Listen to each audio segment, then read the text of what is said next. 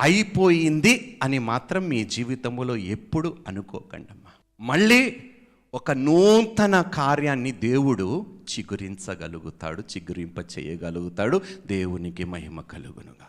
అయిపోయింది, finished brother, నా life అయిపోయింది, నేను చచ్చిపోతా బ్రదర్ అని పిచ్చి మాటలు మాట్లాడు. మన దేవుడు బ్రతుకున్నంత వరకు మన బ్రతుకులు ఎప్పుడు అయిపోవు.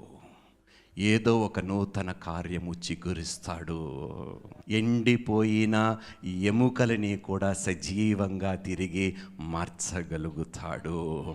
ఎండిపోయిన కర్రని కూడా చిగురింపు చేయగలిగే దేవుడు మన పక్షమున ఉన్నాడు. నోవాహుకు అంత ప్రతికూలముగానే, కానీ దేవుడు అంత అనుకూలంగా మార్చి మళ్ళీ ఒక నూతన ఆరంభము దేవుడు నోవాహుకు తన ఇంటి వారికి ఇచ్చాడు. అందుకని అంటున్నాను, నిన్ను పిలుచుకున్నవాడు నమ్మదగినవాడు.